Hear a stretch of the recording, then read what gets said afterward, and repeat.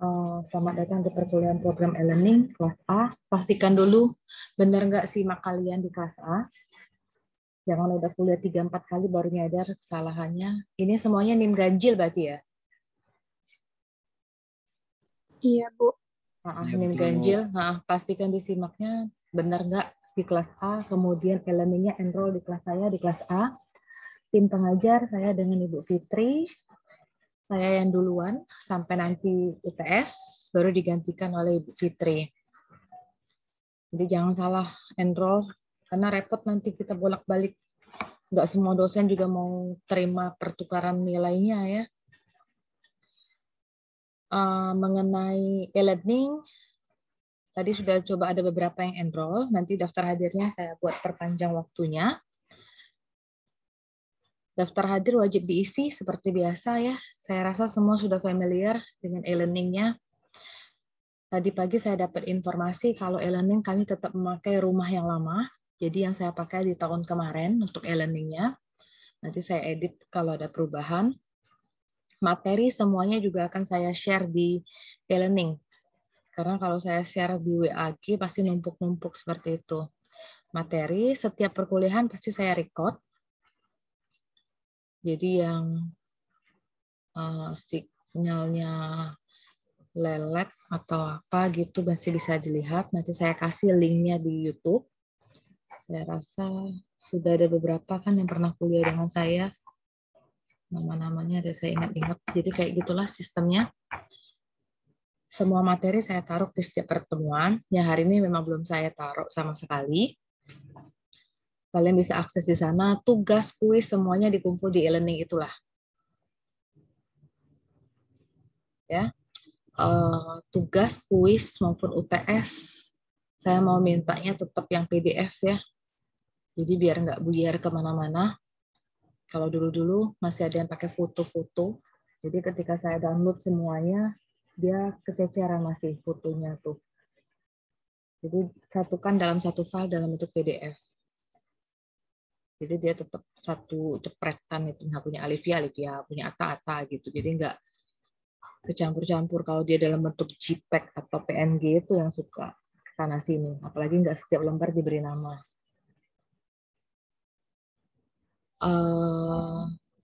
Kita hitung hari ini hari pertemuan pertama seperti biasa. Nanti pertemuan kelima kita kuis.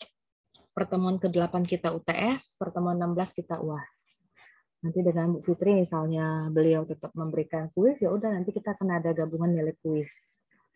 Jadi tetap biasa NTR itu nilai rata-rata tugas dan kuis, NUTS nilai ujian tengah semester dan NUAS nilai ujian akhir semester. NTR biasa kami ngasih 30%, NUTS 35 sama NUAS 35. Perkuliahan di jadwal kalender akademik itu berakhir di akhir November dan ujiannya di awal Desember. 4 bulan sih kalau 16 minggu ya. Tiap minggu kita masuk 4 bulan. Catatan materi sama seperti yang sudah pernah ngambil prolin, apalagi yang mulai masuk-masuk pakai e-learning zaman pandemi itu, jadi silakan dicek. Saya nggak akan berubah dari sana. Jadi bisa kamu lihat materinya yang punya kakak-kakak tingkat. Nggak ada yang ngulang kan di kelas ini? Ada yang ngulang? Kayaknya enggak lah nama-namanya nih. Ya mau dapat materi dulu silakan tanya kakak tingkatnya. Kalau enggak pasti saya upload semuanya di situ. Sebelum hari pelaksanaan kuliah, saya usahakan semuanya udah diupload di sana. Kecuali yang hari ini nanti saya upload juga ya. Karena belum pasti. Adakah pertanyaan? Koreksian pasti saya bagi, selalu saya bagi. Nanti kemungkinan kalau mau cepat paling enggak saya tulis di e-learning, tapi saya download semuanya, saya masukkan dalam file zip. Jadi kamu bisa saling lihat sebenarnya. Jadi kita fair, nilainya terbuka. Kalau saya salah koreksi silahkan di komplain gitu. Jadi nggak mungkin akan ada nilai yang tiba-tiba muncul 80, 100 tanpa jelas dari mana asal-usul nilai tersebut. Kalau dengan saya, kalau perkuliahan di tengah-tengah kamu putus, karena sinyal oke lah, nggak masalah. Yang penting daftar hadir tolong diisi. Karena daftar hadir yang kurang, kamu nggak bisa ikut UAS. Tapi dengan saya, kuis, UTS, UAS itu harus ada. Terserah kuliahnya mau putus nyambung, nggak masuk, nggak apa-apa. Yang penting daftar hadir kamu isi, kuis, tugas UAS harus ada dan tepat di hari itu. Saya nggak mau susul-susulan. Karena lumayan banyak kelasnya, jadi repot kalau susul-susulan gitu. Ada pertanyaan kah?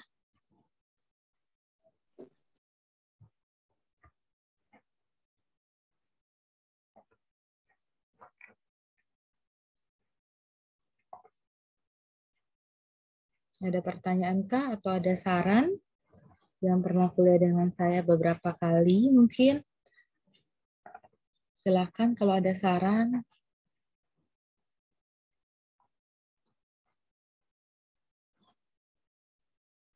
Yang pengen tahu pelajarannya apa, misalnya yang tahun lalu udah dipelajari, mau akses di link YouTube saya itu juga ada sih rekotan kuliah-kuliah terdahulu, kurang lebih sama kalau mau ditonton-tonton dulu. Tentang buku teks ada beberapa buku yang kita pakai. Sudah nanti juga ada di e-learning itu, silakan di download. Jadi bisa kamu download di sana buku teksnya, tapi saya tetap juga memberikan PPT. Karena buku teks yang kita pakai buku teks English ya. Jadi ada beberapa yang sudah saya translate PowerPoint-nya ke dalam bahasa Indonesia untuk membantu pembelajaran kamu. Ini beberapa buku yang kita pakai. Sudah keluarkah screen-nya?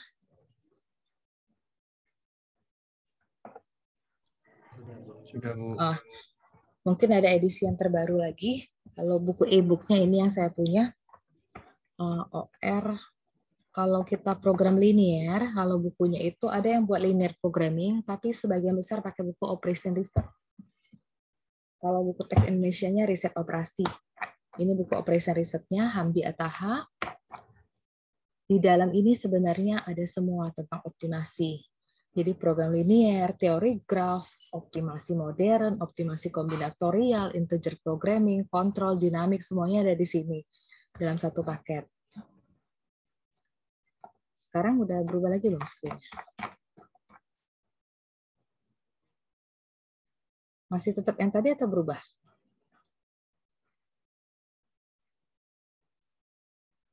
Sudah berubahkah? Yang Hiller dengan Lieberman? Sudah, Bu. Nah, ini buku satunya lagi yang saya pakai, Introduction to Operation Research, Hiller dengan Lieberman. Nanti ada semua di e-learning, mau di-download silakan di-download dari dua buku ini. Jadi kalau ngambil bidang minat optimasi, dasar ilmu yang harus dipahami program linear. Mau nanti tugas akhirnya apapun di bidang optimasi, akarnya itu program linear. Kalian nggak bisa ngambil integer programming kalau tidak ngerti program linear. Jadi bisa dipastikan semua yang sekarang kan udah kurikulum baru, semua yang ngambil bidang minat optimasi, dia pasti ngambil program linear. Apalagi udah diwajibkan sekarang mata kuliahnya ya. Kalau tahun-tahun sebelumnya itu masih pilihan. Tapi rata-rata mahasiswa yang ngambil program linear, ngambil optimasi, dia pasti ngambil prolin. Itu aja. Nah ini materi-materinya. Kamu cari di Google pun banyak ya sudah sekarang. Kita ngambil yang ini karena ini benar-benar untuk matematik. Karena ada riset operasi atau program linear untuk ekonomi. Jadi karena kita di matematik, kita pakai matematik. Itu buku teksnya matematik.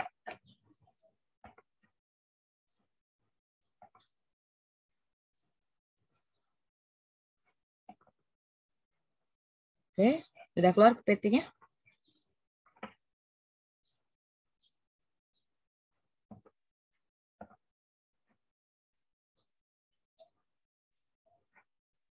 Oke, sebentar.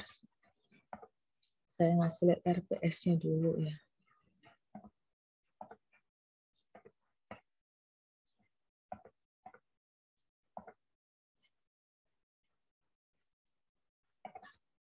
Udah keluar PPT-nya?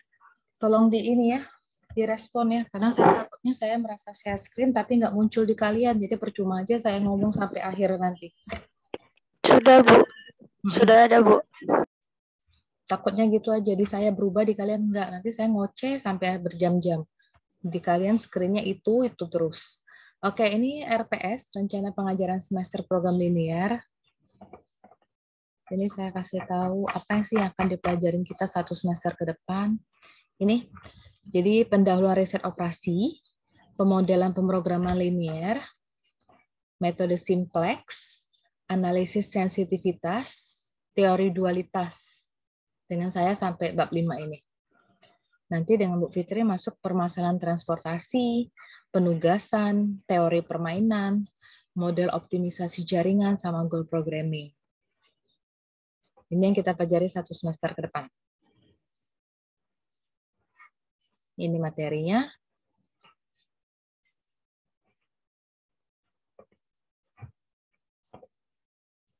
Hari ini saya ngasih pendahuluan dulu sedikit.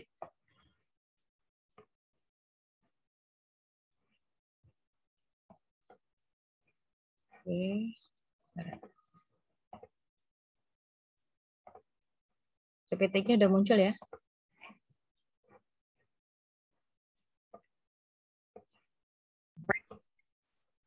Oke, hari ini saya bahas tentang, tadi udah kontrak perkuliahan ya, komponen nilai yang saya pakai, kemudian kita akan belajar tentang pendahuluan operation riset atau pendahuluan riset operasi. Link kuliah, kalau saya tidak menginfokan, link inilah yang kita akan pakai sampai saya selesai kuliah ya. Jadi link ini terus tolong di-save. Inilah linknya. Kalau saya ingat, saya biasanya remind malam sebelumnya, besok kuliah ini linknya.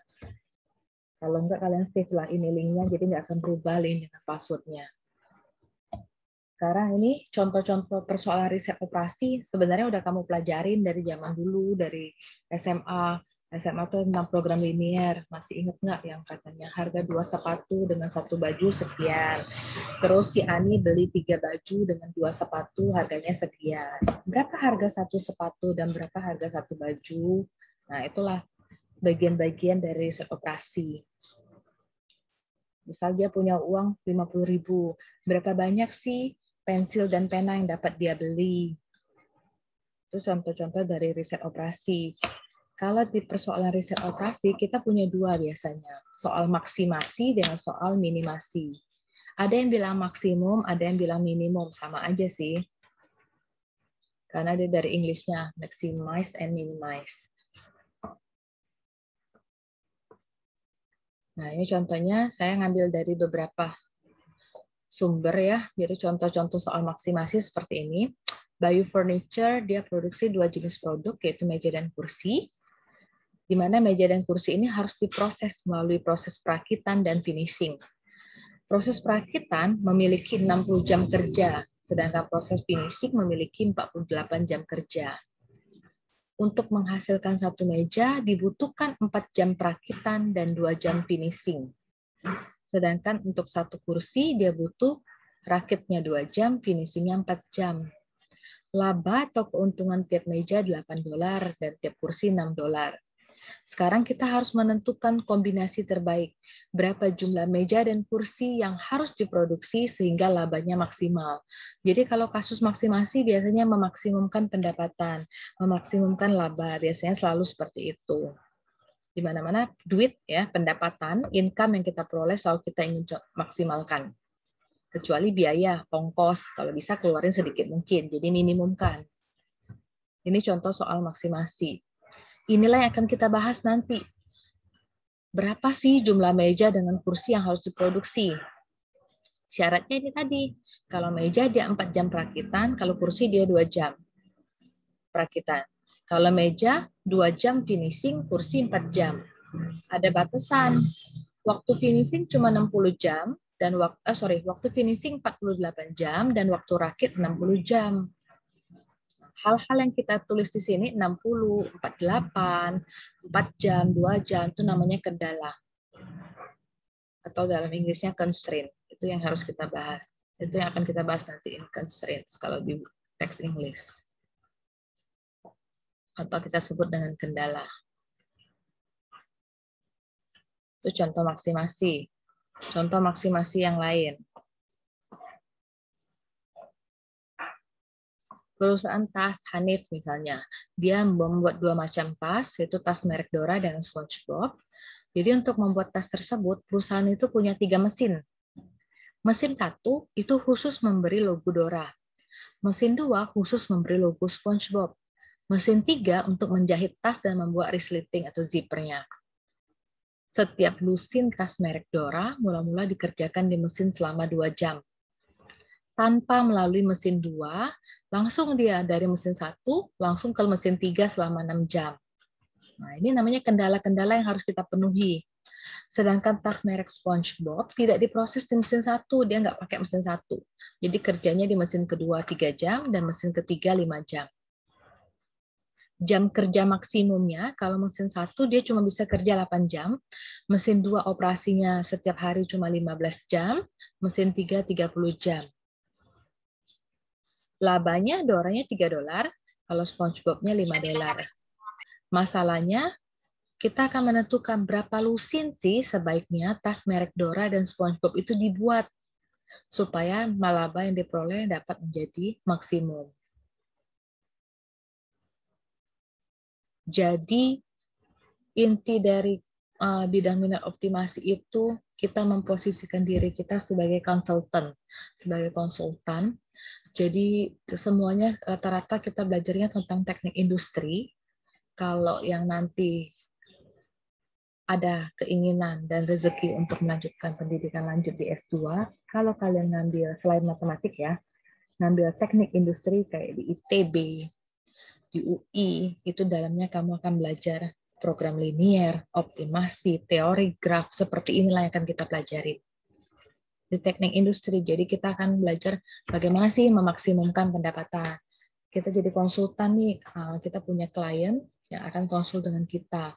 Aku bagusnya produksi berapa banyak nih tas merek Dora, berapa banyak tas merek SpongeBob gitu loh. Itu yang akan dipelajarin ke depannya gitu. Jadi sebagai praktisi industri kalau si optimasi ini. Dia beda dengan bidang minat statistika. Statistika di bahan kalian kan tentang statistik itu kan tentang min, modus, uji ini, uji itu.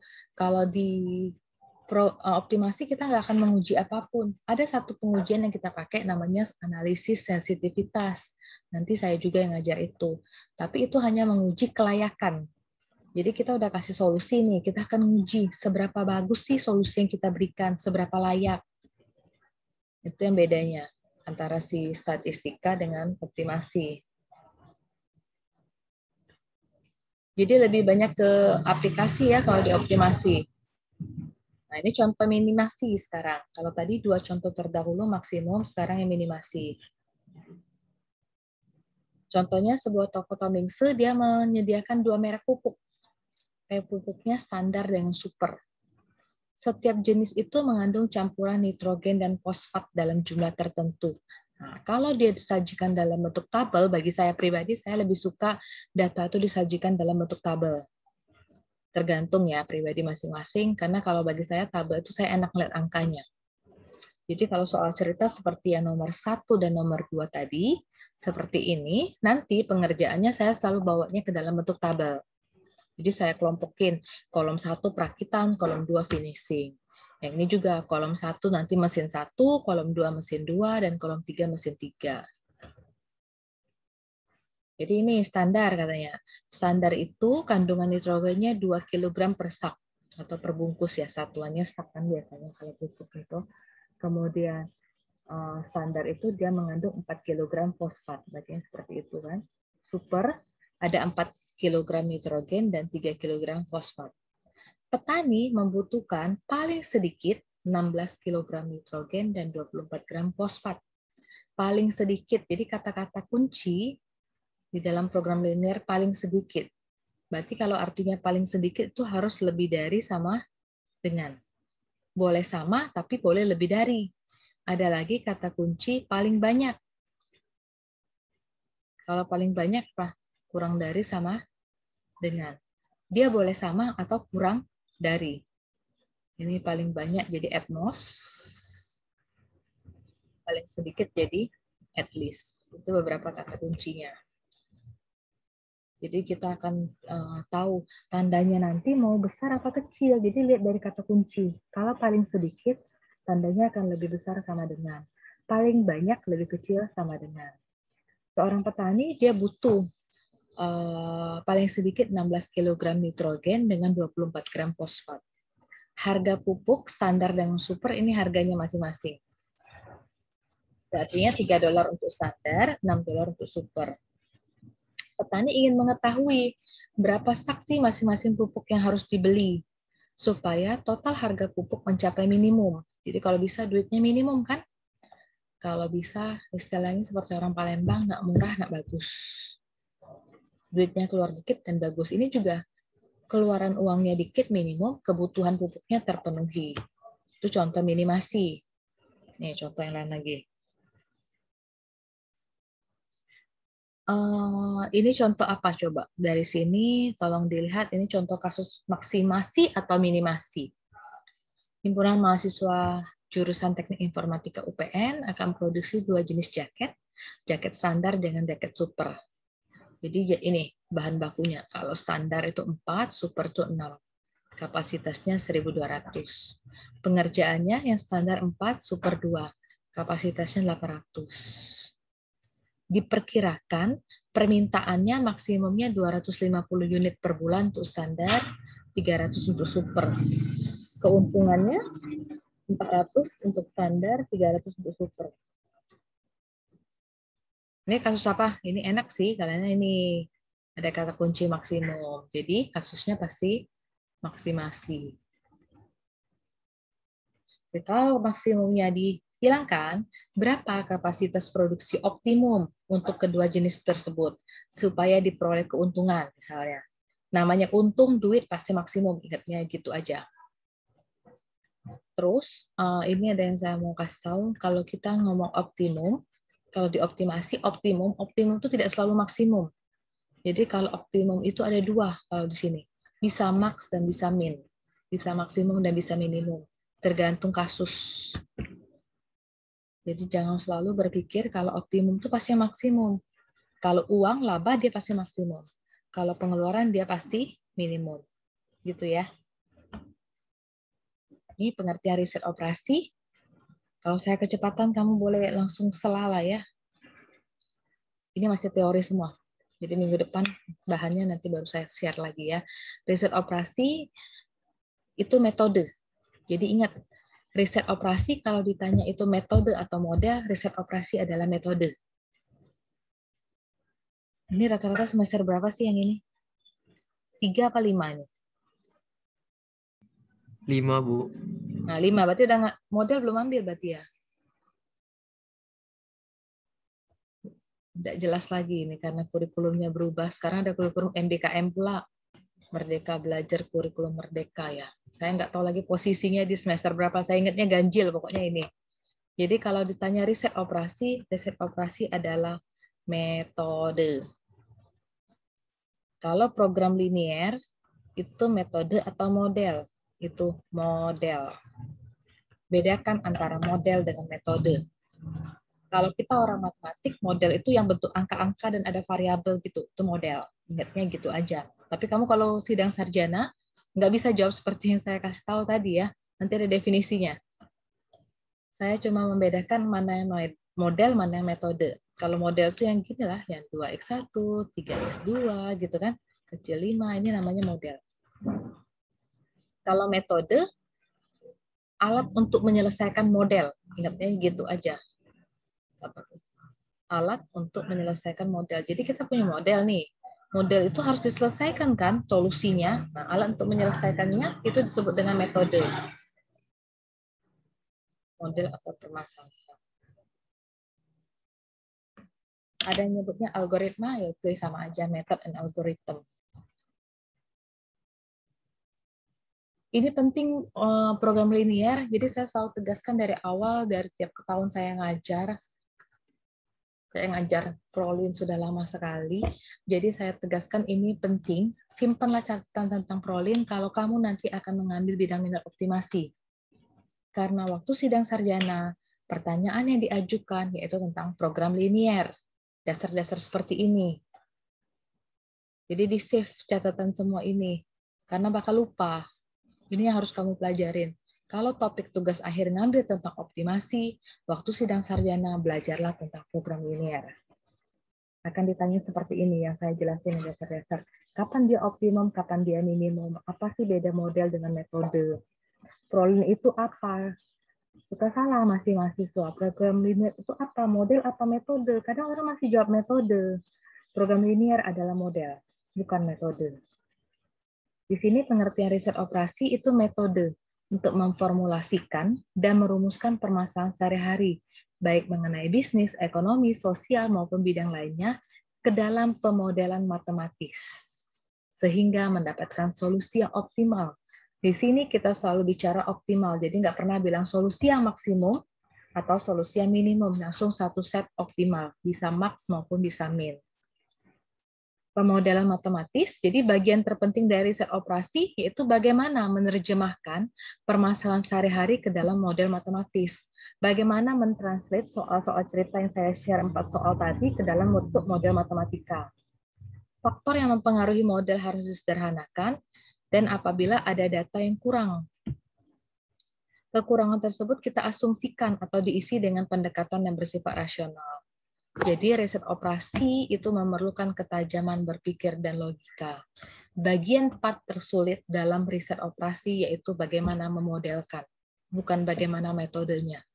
Metode sudah bisa dipelajari dan diakses dimanapun. Kemudian kita juga punya software-software untuk menyelesaikan model tersebut. Yang susah itu yaitu memodelkan. Kalau nggak bisa modelkan, nggak bisa di-solve problem tersebut. Kalau modelnya salah, berarti solusinya juga salah. Nah, ini ada software yang kita gunakan, Lindo dan Lingo. Saya sih preference ini dua ini. Sekarang ada lagi yang lagi ngetrend Python atau Google Colab. Saya juga lagi belajar ini. Nih, saya tahu mahasiswa matematik banyak sekali yang paham tentang komputasi. Ini juga dipakai, tapi bagi saya ini kurang efektif karena ini harus ada yang laptopnya 32 bit sama dua ini nih.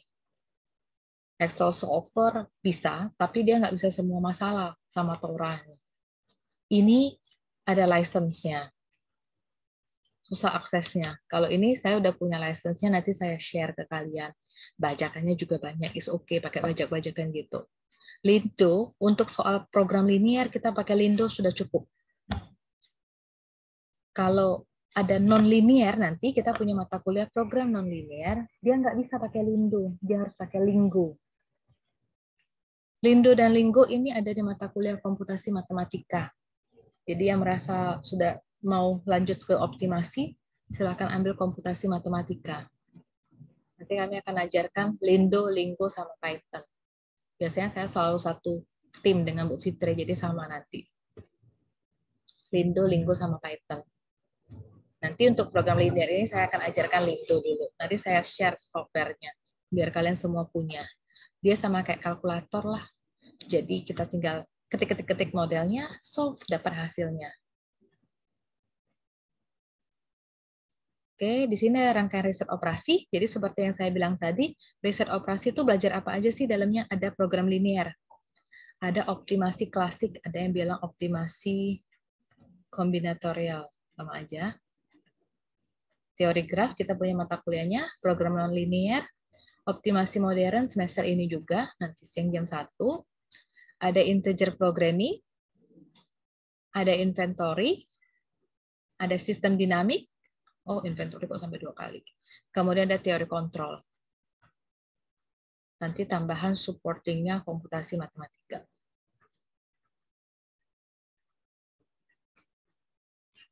Ya.